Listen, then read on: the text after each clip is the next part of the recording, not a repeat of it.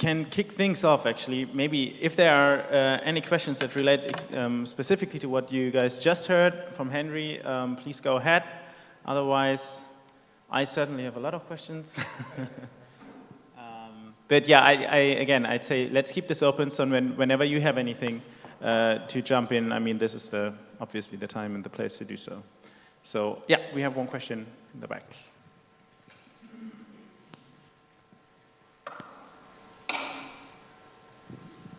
Hi Henri, you just described briefly how your business case developed over time by doing this grassroots research. Literally, you're going from a sort of principal B2C business concept more towards kind of B2B in a way that, yes, you open up gates for sort of micro-business way to consumer to consume content. You described yourself as a content provider.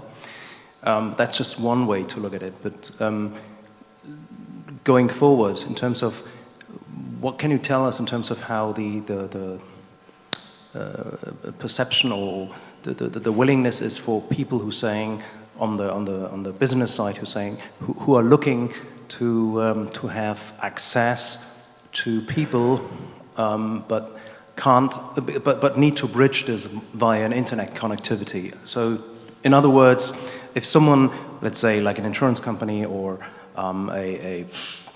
whoever wants to have, or a car industry or business or whatever, wants to have access to their clients, but their clients are not reachable because they don't have internet access for just very basic reasons. Is there a way you could think of you can bridge this and can connect this?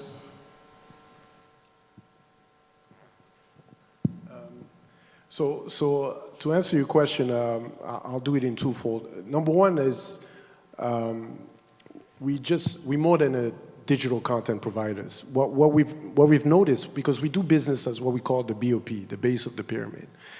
And one of the things we've learned at the BOP is the margins, the revenue margins are very small. And to build a sustainable business at the BOP, you have to have multiple revenue streams.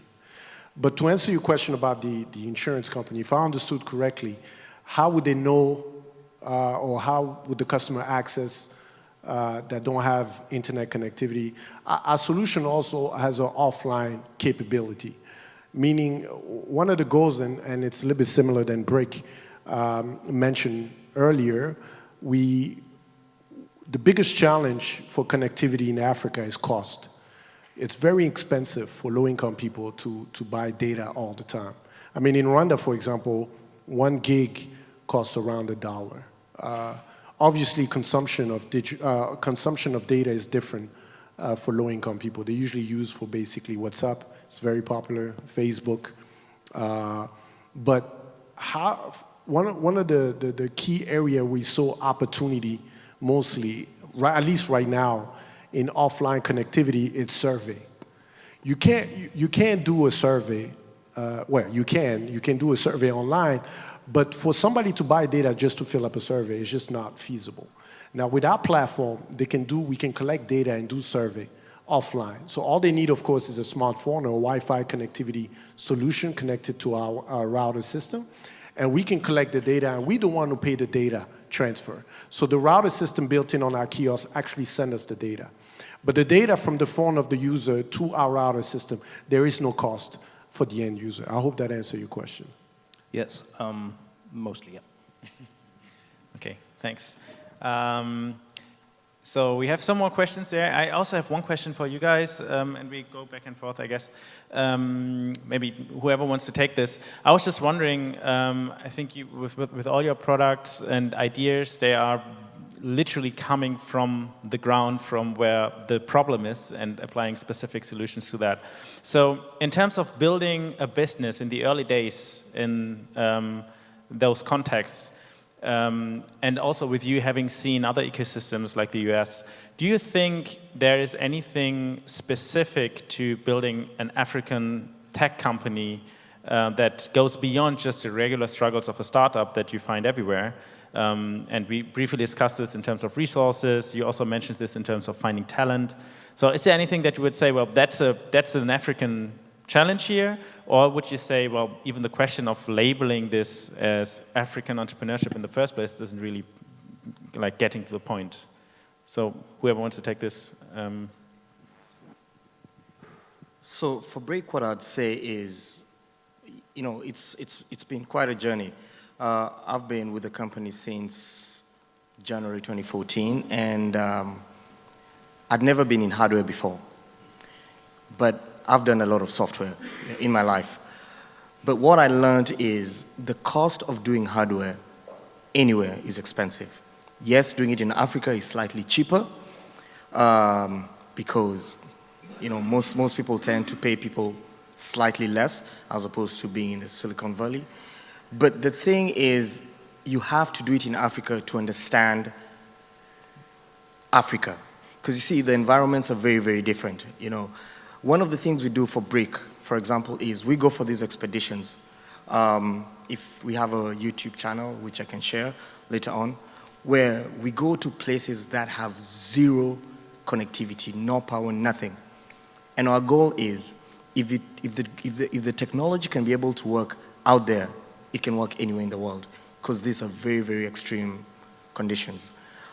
In terms of getting talent, I know all of you have heard about, you know, this story of, you know, Africa is growing in tech. Everyone has heard about M-Pesa. There's a lot of talent, but there's also a huge learning curve that's happening. You know, we can't compete with Silicon Valley in terms of experience, but I would say we're getting there, and very fast.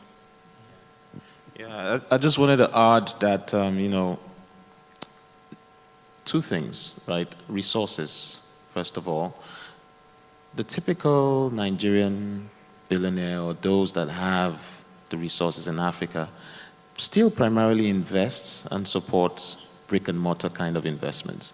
So if you say, hey, I'm going to build a garment factory, or I'm going to build a supermarket, or I'm going to build a cement factory, that's where kind of the money flows. So in terms of technology entrepreneurship, it's really, really new. You may not easily and quickly get support internally. That's why you find more and more, some of us, we're having this discussion, have to reach out outside, not because we want to, really, but we just have to. So resources are very scarce. And then the second aspect is talent. Because the universities are still very backward in terms of the curriculum, there's not been an upgrade. The federal universities are bad.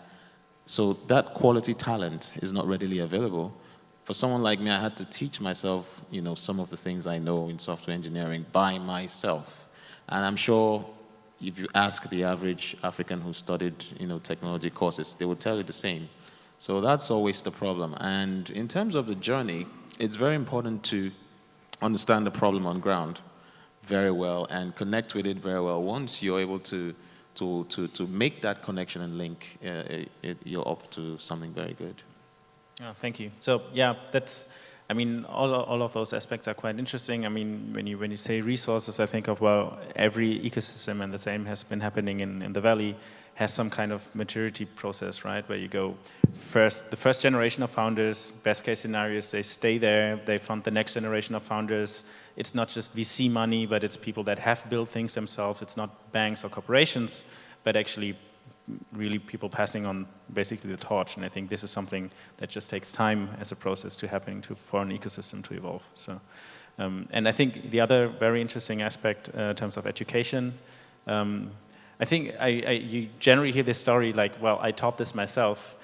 Question is like, do we really have to keep looking at the universities to provide potential founders with this knowledge, or is it something that people that are keen to learn something basically just have the access right now to do so sometimes? Okay, but I don't want to keep talking. We had more questions over there. Are you ready? Okay. We'll have time for both. It's Okay, fine. great.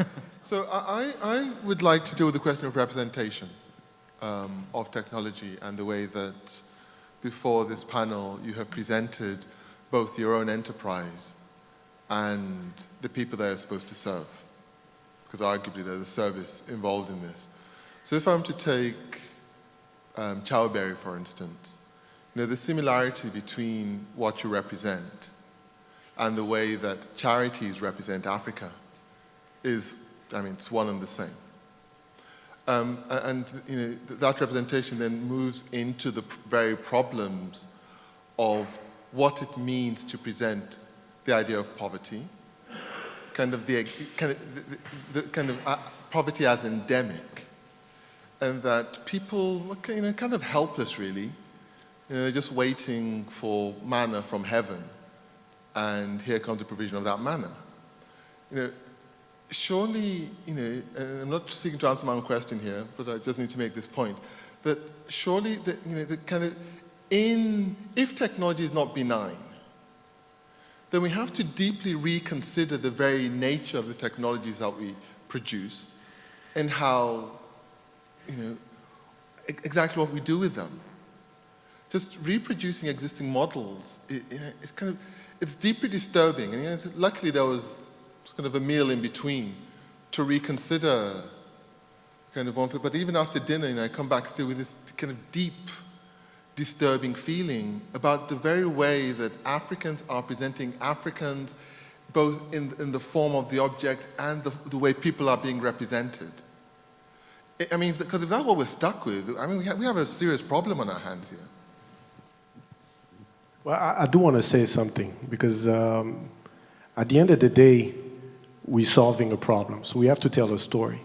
I'm not sure if you're familiar of raising fund, but investors needs a case that you're solving.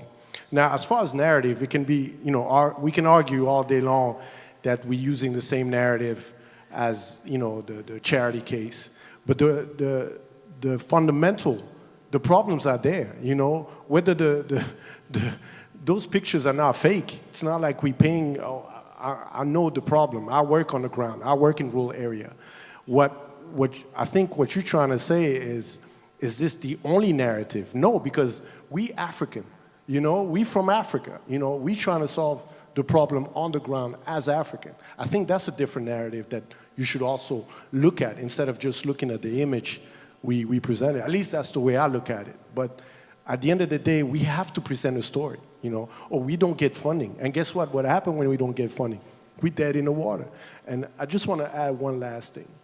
One of the biggest problems is not just the narrative, is that we as African haven't developed, created funding for our own innovators and entrepreneurs, as Oscar mentioned.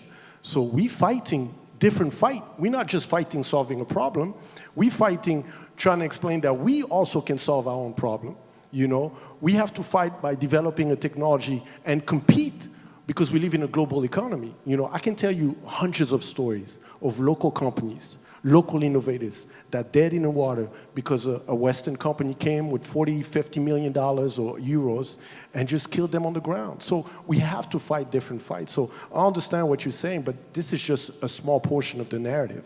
You need to look at the bigger picture.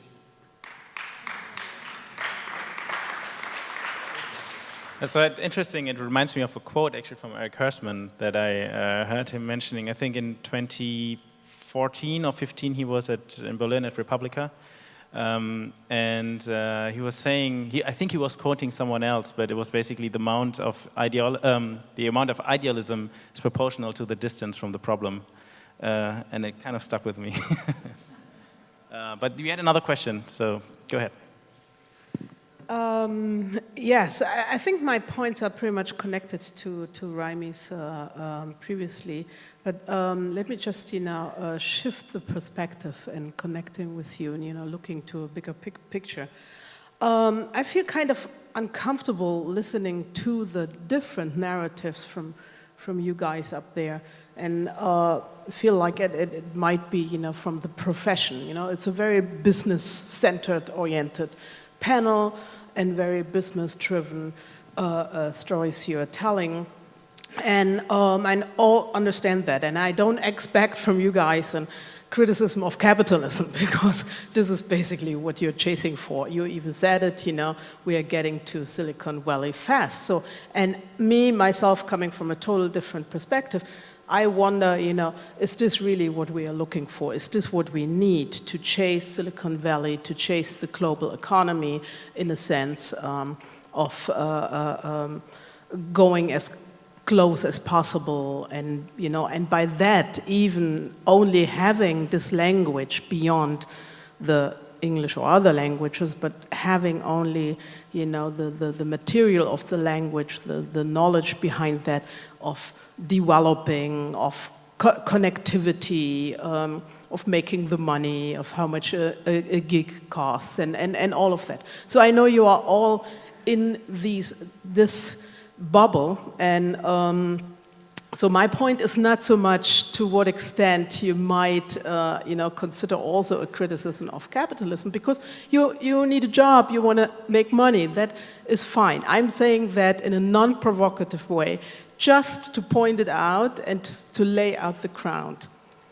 This is the point. Now, beyond that, I don't see, within your own bubble, what is the future? What is any imagination, a vision of an African-based future? You said that in the beginning that you see of all three presentations and all three works is what it is African for Africans in Africa and on the ground and not the West. This is what I would already contest to say, of course, that's our brothers on the ground doing the business, but with the same material, with the same philosophy, and with the same prospect. And that is my question. The material, the philosophy, we could debate, but you gave us all the arguments for it, and you made a very, very emotional claim again against Raimi here, to see yourself in this global Western economy. So, but where is a future I can grab with beyond something I can find in Silicon Valley, I can find in the hipster technology also here around the corner? So I'll go back to something I said as I was having my presentation. The one thing we can't do as Africa is fight technology. It's going to come. Most of us have cell phones, right? So technology is not the thing you fight, but how you use it is what defines what you're just asking.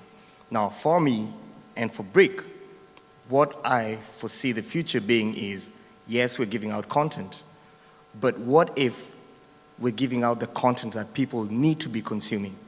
I always believe that if you want a story to be told well, you have to tell it yourself. If we tell the African story, I think it can achieve what you're trying to say. Yeah. Okay. I just want to add, I was in a particular meeting, this is another anecdote, in Doha, Qatar, organized by Al Jazeera, right? Of course, this is the Middle East, and the director, or some executive of Al Jazeera, the narrative of that meeting was, the West, we should preserve our culture, what's the narrative from Middle East? So I stood up and asked the question, the satellites that you're using to beam your signals, who produced it? And everywhere went silent. And I said to him, look, the civilization, the proponent of a civilization dictates the pace. You cannot avoid it. You cannot dodge it. Like he said. But that was not my question, to avoid it. I'm coming to that. I'm absolutely, I'm actually agree with you.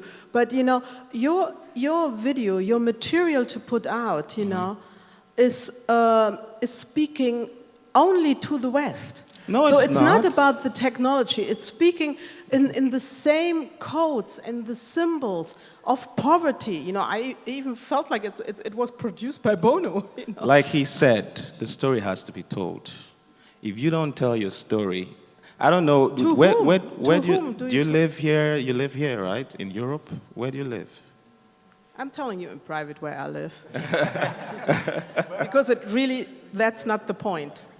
The story just has to be told, and it's not in that same narrative of the West, but it just... So maybe just to frame those, because I think there are two sides that really we can see here, and actually also something that I was asking myself. So I see two questions in there. The one is, in how far is this beneficial, and in how far does it have challenges or dangers to merge any kind of social, cultural development or whatever narrative on the one hand, like a social cause, with a tech or business cause. So in how far does it actually basically benefit your cause of building a business, and in how far do we get into those kind of trap holes where it's like, well, basically we're restating a problem. Is this a problem, yes or no? So in how far is this a problem, and is it maybe kind of something that it's, how do you say, like an arguable cost that you just have in order to get something done? And then the other question that I see in there, which I also would like to explore further, which I think you mentioned a lot about, is how do we build inclusivity in those narratives or products or whatever we call it? Such as, I mean, we're now talking about African entrepreneurship, which in itself is kind of an alternative narrative to the Silicon Valley hooded white guy story that you usually get to see, but still there's way more out there. I think you mentioned this a little bit, but I mean, there's those 4 guys sitting on the panel on tech, so again, maybe there's a voice missing. Maybe it's not just about Africa, you mentioned there's the Middle East. So the second question would basically be, how can we build, or do we have to build more open structures that allow other groups, other perspectives into building actually products, rather than just basically sharing their story? So for me, both those questions are in there. One is like, how do we level or manage social versus business cause? And the other would be, can we build more inclusive basic systems, basically, that allow other people to also build their products? So this is what I see in there, but yeah, that was just kind of my take on how we could frame those questions, but I didn't want to cut off the discussion, so please go ahead. No, I think I forgot, but there's a few words you use, for example, bubble. You know, like we're in a bubble. I can't speak for everybody, but I spent all my savings on this project. You know, so there's no bubble for me. When I told my mom I was coming back home to charge phones, I don't have to tell you guys what was her answer. She thought I had lost my mind. So there was no bubble for me. My narrative, I can only speak for myself. My narrative was, I'm tired that we complain as African, but we don't do anything about it. You know, I could have done, with the saving, I could have done a different business. I've been in business for over 15 years. I had a successful business before this. But I came to a crossroad in my life. I've chased money for a long period of time, and I realized that there was more than money in life. And I was looking for a challenge that would have an impact on the ground, but you have to build a sustainable business. We've seen the model of NGOs. They're not sustainable, you know. Plus, the NGO money comes from Western world. You know, I know some NGOs in Rwanda. I can tell you, they struggle like there's no tomorrow. So NGO model does not work. Are we here to make money off poor people? You know, for me, like I said, I could have done a different business if it was just for money. For me, it was beyond money. It was to prove that we can build a sustainable business, but at the same time, have a social impact. Our micro-franchisee actually generates money from this business. 60% of our micro-franchisee are women. They didn't have jobs before. So I know I'm making an impact. We can always argue about the narrative of our presentation. I'm not going to get into that because I also have presentation. But, you know, if you really want to know why we have to do this narrative, well, unfortunately is our own continent is not funding us. You know, we don't get no money from Africa. So what do? We quit, we give up, or we find a way to find the money so we can continue our fight. I prefer continuing the fight. That's my choice.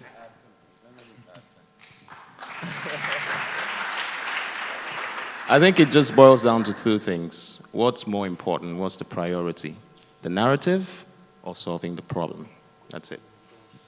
So I'll add something based on what he said, and his story is similar to mine.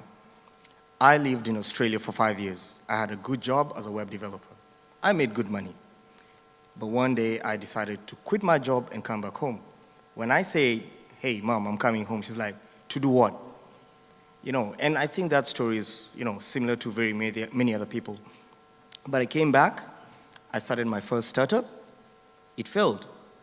I started my second startup, it failed. And that's when I was like, hey, I need to pay bills. And I joined BRCK. So it's not as simple as how you look at it from the outside. When you're the one running the business, it's tough in Africa, like really, really tough. I was telling these guys early on that I think, you know, there's this term I coined in my head saying, where I say to myself, Africa has boring billionaires, whereby they'll never fund you. They will never give you a cent. All our startups get money from the West. How do you sell the story to the West? You know, so it's all about keeping the business alive. Having a business that died, you know, you learn and you become smarter. So. There's one more question, and then there's a question, and there's one, so we just go with that. So, okay, this dialogue is awesome. This is a really great conversation. I'm really enjoying this. Please forgive me. I'm just going to extend from Raimi and Peggy's. So I think the thing is, thinking about futures, what would be great with the slideshow that you're giving, because you're kind of using this kind of Western framework in discussing the issue, is actually telling us the impact so that we can understand the vision of futures. And so I think that that is like the next step of kind of owning the narrative and creating a new language, right? And so this is what we're talking about. It's like the framework in which you're working is a very Western model. So what's the African model? And the way that you say it. We're not denying your stories. We understand that. It's just how it's being framed. And then thinking about economy. You know, in Detroit right now, we're thinking about new economies that actually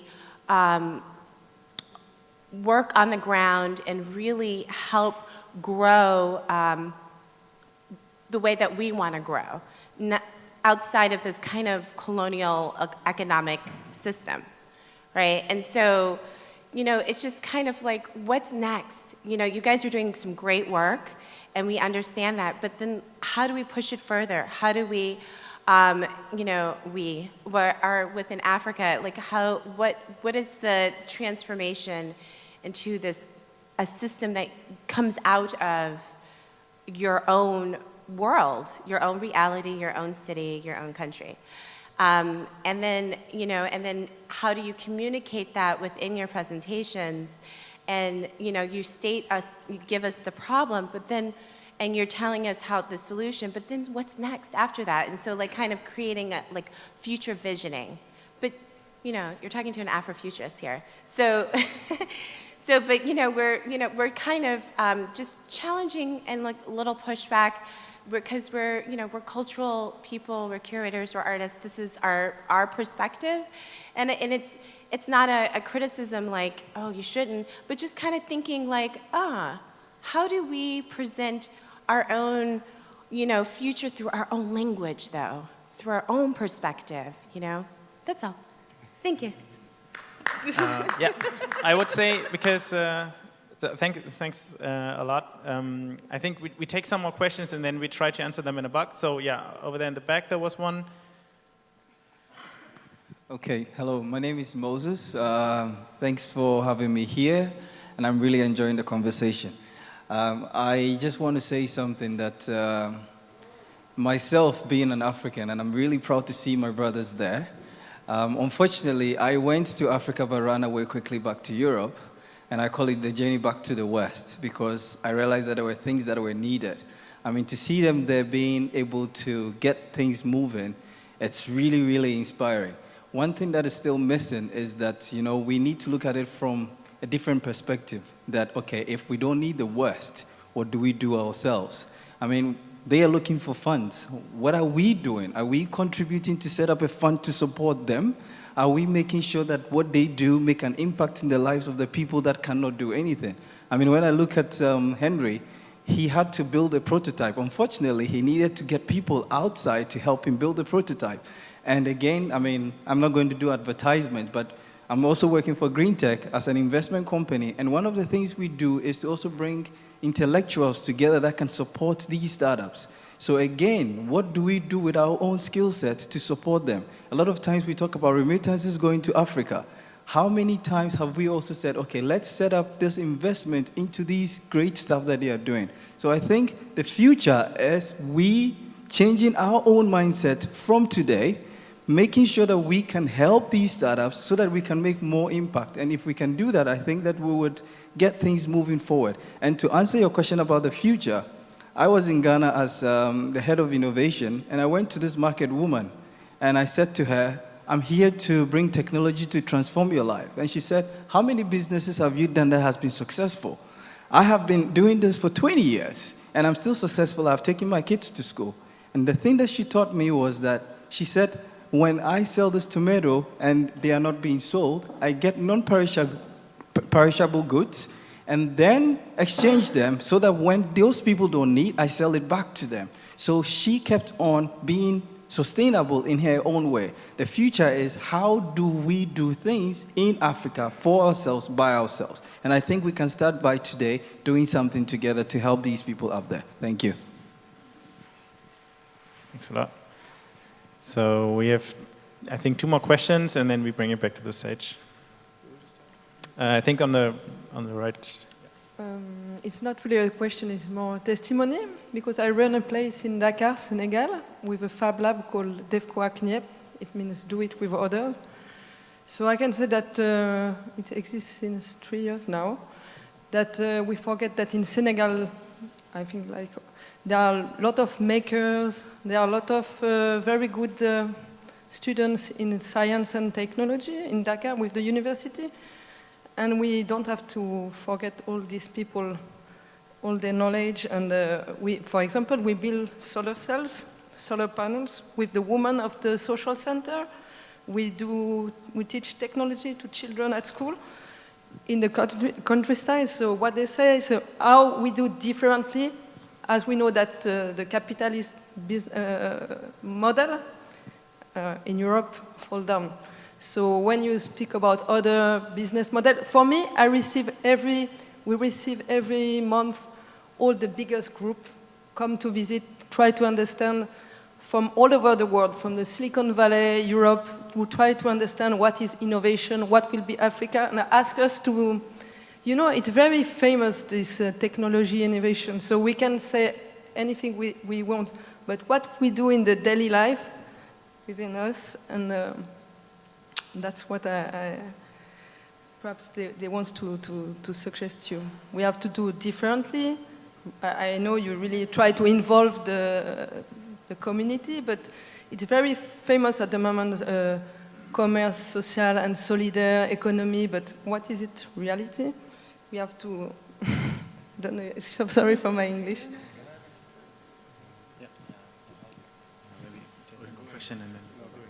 It's an interesting phrase that the further one is from a reality, the greater the ideology. And it's fascinating because actually it works in the round. It goes both ways. Pardon? It goes both ways. Indeed.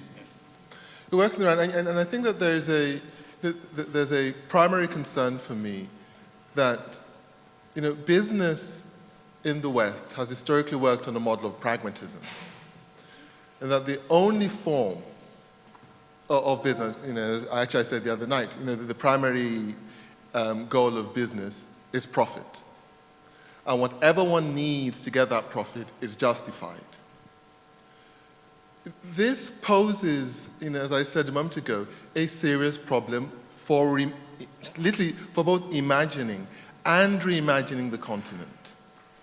If all the figures that were given that, you know, about 70% of the African population will, you know, live either at or just about poverty level, then trickle-down economies are not going to work eventually. The thing that fundamentally changed Western societies is not wholesale and unbridled capitalism and its pragmatism. It was a series of active redistribution. Now, we can go into long arguments whether it is your jobs to do this. However, as entrepreneurs, I think that these questions need to start at the basis of the business. You guys are going to go back and run your business. You can do it whichever way you like. But I, as an individual, will have to deal with what you produce. If, I don't know, Oxfam produced what you've just produced, they will be held by the neck. And for me, it is not enough for someone to turn around and say, I'm an African, therefore I can represent my fellow Africans in any way I choose because of pragmatism.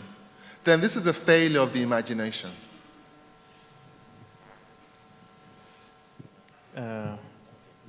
Okay, I just wanted to say, in terms of future, she raised the question about what's the next thing, the future. The point is self-initiated change and taking ownership, right? So if a local chief in Africa takes ownership and says, look, we will begin funding agricultural products because they are rich, right? But they never do that. Until that ownership happens and they take ownership and drive this change until we see that on the ground, this disconnect about the narrative would always be there. That's what I think. This discussion is very interesting. Indeed. But to answer another thing about the future, well, there's a lot of point. We were talking about changing the narrative and making more innovative. Our business model is innovative. There's no, the model we developed called micro-franchise, there was no roadmap for us. We developed it from scratch. Meaning I took a model, I tested it. I spent 3 years refining this model until it worked. So, and as far as, I'm not gonna try to debate. First of all, we are a social impact enterprise. We're not fully business oriented. So what's that mean? That means that our social impact comes first before you make money. Our social impact comes first, okay? And what's that social impact? Well, for my case, he's solving a problem in the value chain. Food waste is a big problem, So the fact that he's able to find a solution for that waste and help somebody else, I find that genius, and I told him that. In our case, we're in job creation. I'm on the ground all the time, not as much as I should now, but when I started, as I mentioned, I worked on the kiosk. I was on the ground. Everything I did was based on the problem I saw on the ground. Whether it's not sustainable to build businesses for profit, that can be argued. At this moment, now, we need sustainability. And to be sustainable, you need to make money to run the business. But the fact that we social impact, that shows that we don't just focus on money. To answer for the future, I can't tell you how many times I meet young entrepreneurs that come to me and say, man, you've been an inspiration. You've been able to do this. I'm the only hardware company in Africa. In Rwanda. It's sad. It shouldn't be that case. We should be able to develop our own problem, to solve our own solutions. So the future for not just for us, but any young entrepreneur that is able to build his business, to raise some money and continue, is to inspire the next generation. Because their heroes right now is Zuckerberg, all those, in China, in the States. We need to build African heroes so they can believe that they can do what we do. Right now, they don't believe in themselves, and I think we're giving them that belief now. And the next generation will have even a bigger belief. Sorry, I'm very passionate about this. So. Thank you very much. So, really unfortunately, I believe, we will have to wrap this up at this point.